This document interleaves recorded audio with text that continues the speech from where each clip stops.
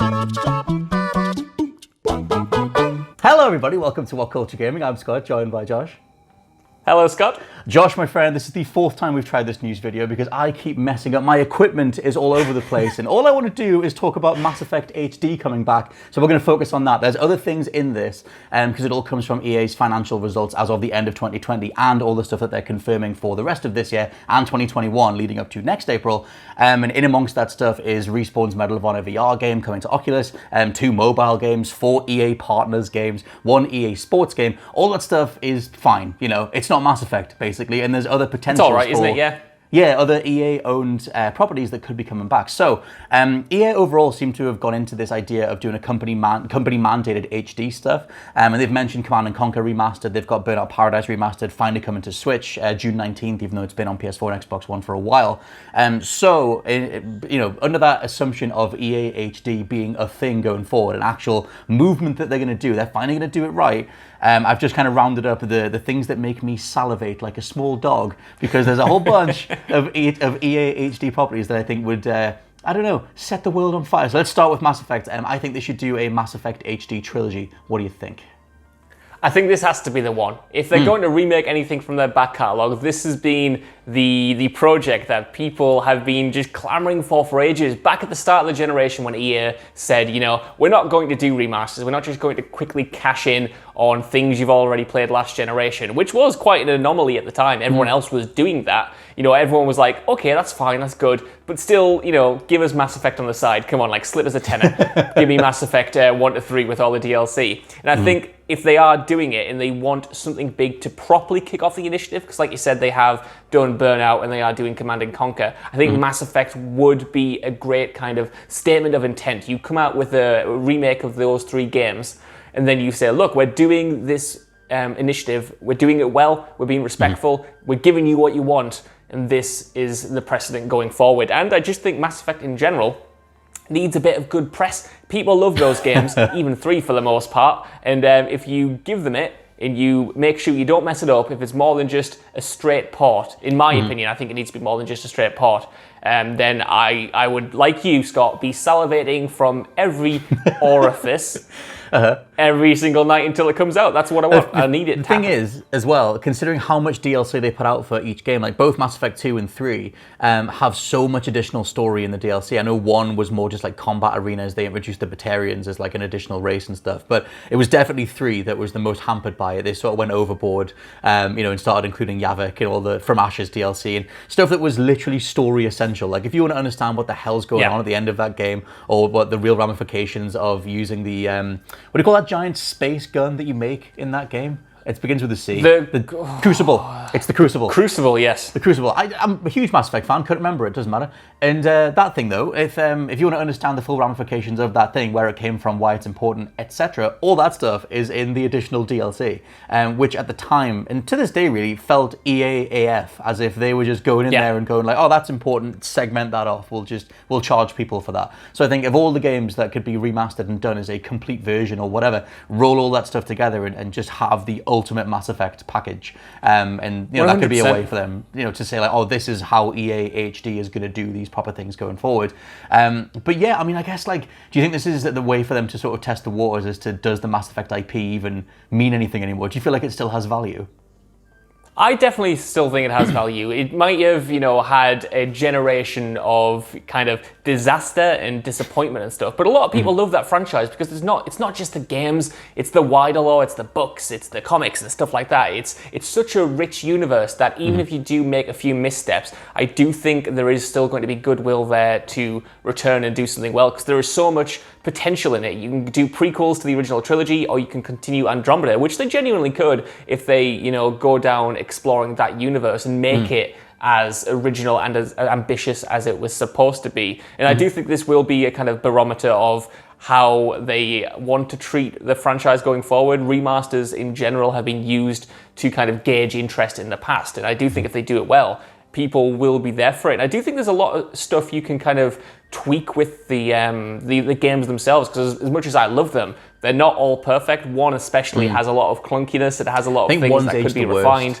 Yeah, definitely. Like the combat, you could implement, 2 or 3's combat and put it in there and make it a better game, I would say, even though I love Mass Effect 1. Hey, it's one of I think it gets a lot of flack for being more of a classic RPG, but I love it, but I do think it could be refined. And if you're going to remake stuff, I feel like the success that we've seen from the likes of Capcom and even Activision with the likes of Crash and Spyro, I don't think you can get away with just ports anymore, especially in a world where backwards compatibility is slowly becoming the norm. I think you have to do something slightly different. You have to give it more than just, better textures and stuff.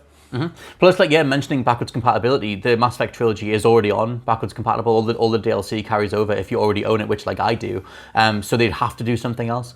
And that's the thing. We sort of have seen this weird new age of remakes. They're not. I don't class them as remasters. Stuff like the Resident Evil 2, it's a full-on remake. Final Fantasy 7, Crash Team Racing, Spyro, they are all fundamental from the ground up, new assets. I mean, sometimes the wire meshes carry over, like in Crash, it's the same basic levels or something, but there's so much effort being put into them that if you're going to go back to Mass Effect after this much time, then like you said, maybe unify the combat model from Mass Effect 2 or 3, bring that across, make the whole thing feel more unified and add all the DLC. There's a way for them to do it so well.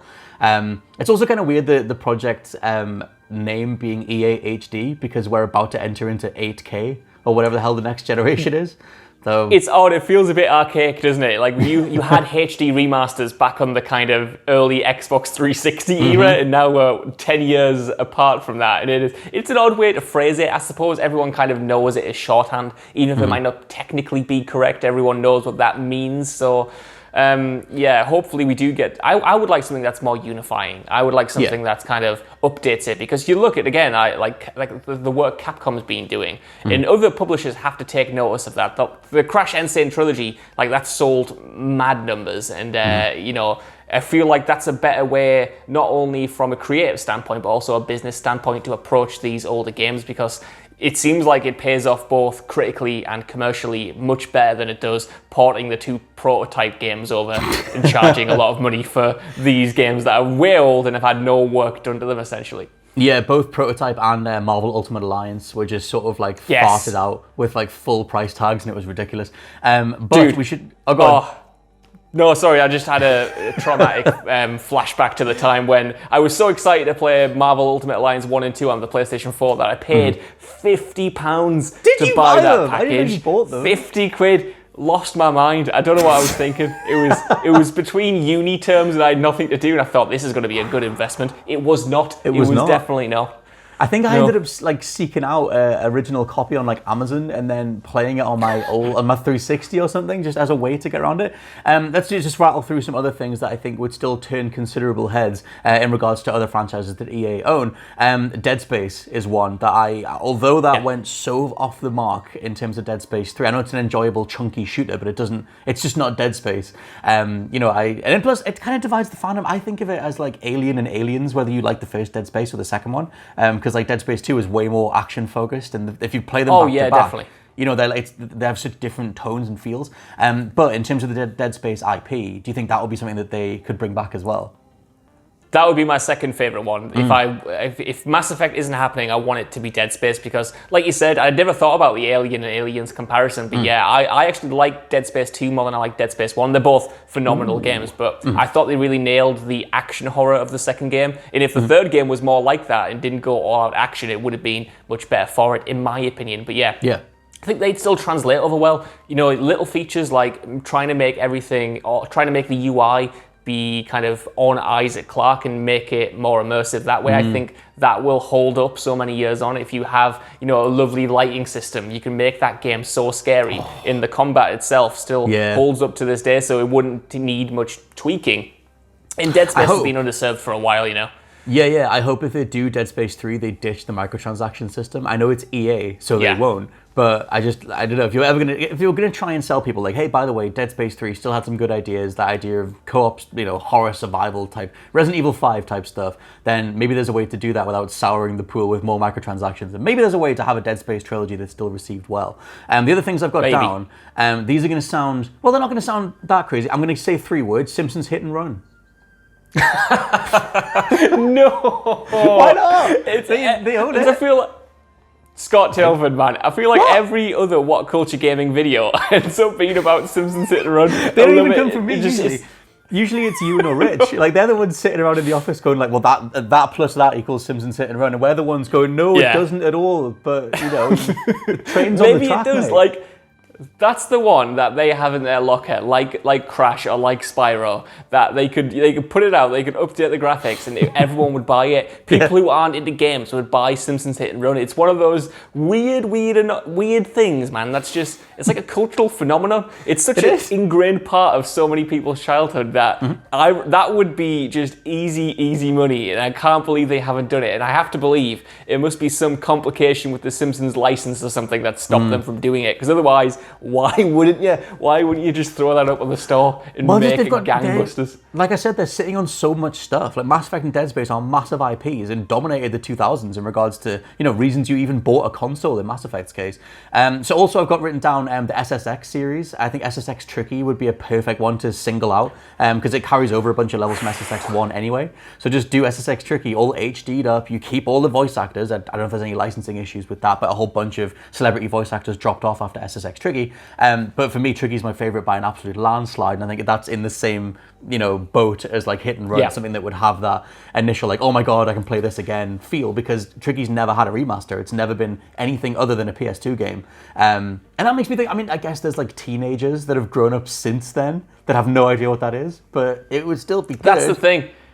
Yeah, I mean, cool. like SSX Tricky is very much a product of its time. I don't know whether that would translate to a younger audience who don't really know what it is. I would love to see it, but I know it makes you feel old, doesn't it? I would love to see it, but if we're going to do something of that ilk, if they do SSX Tricky, which is a great game, over Skate, I don't know, man. Words are going to have to be had. Shout. I think it might be. I don't know. On the Skate front, there's a game coming out called like Skate XL, which is like an indie version of Skate, where it just is Skate, but obviously it's not with EA's backing. And for so long, it's been rumored that they were going to bring Skate back. Skate 4 was apparently in production for a while, then it got canned or whatever. That whole team sort of fell apart. But they could totally do a Skate trilogy, although that might illuminate just how little is different between 2 and 3. But I would still take that. Yeah, maybe. My last thing, very quickly, is Def Jam. Def Jam Fight for New York or Def Jam Vendetta. Only because 2K have steered back into the arcade wrestling thing this year with 2K Battleground, WWE Battlegrounds, which is their sort of kind of semi-spiritual sequel to All Stars. And have you ever played any of those games where it was less realistic? I did not. Way more over the top? Okay. They were just like, All Stars was just play as big inflato action figure style versions of wrestlers and do body slams that, you know, reach the top of the arena and then slam back down again. And it was great. It could have been tighter, and that's why I point to the Def Jam series instead. Fight for New York has aged magnificently. That game is still absolutely lush to this day. And the Def Jam Vendetta was a straight up wrestling game. Fight for New York was more of like a brawler, but you could interact with the environment and the finishes were over the top and whatever. It was that sort of SSX NBA Street style thing, but applied to a bunch of over-the-top rappers fighting each other, where, you know, their rapper personalities were them in the game. It was so good. And if you haven't played it, mate, you should play it. Well, that's it. That's the beauty of this, right? Because remasters aren't just to relive your nostalgia. It's to get new people and new players into franchises that are really good and have been underserved for a long time. So I've never played any of those games, but I might do if they get remastered. I don't know. Simpsons I'm not making that promise live on camera. I'm not doing it. Simpsons Hit and Run. Simpsons Hit and Run for a whole new generation of Fortnite lovers. Just drop back in to 2004's finest game. But let us know what you think down in the comments below of all the EA-owned games that you'd want to see remastered for this EA HD project. What do you want to see come to next generation consoles, or maybe by the end of the year? For now, I've been Scott from WhatCulture.com. I've been Josh from WhatCulture.com. I'll catch you next time. Bye. Bye.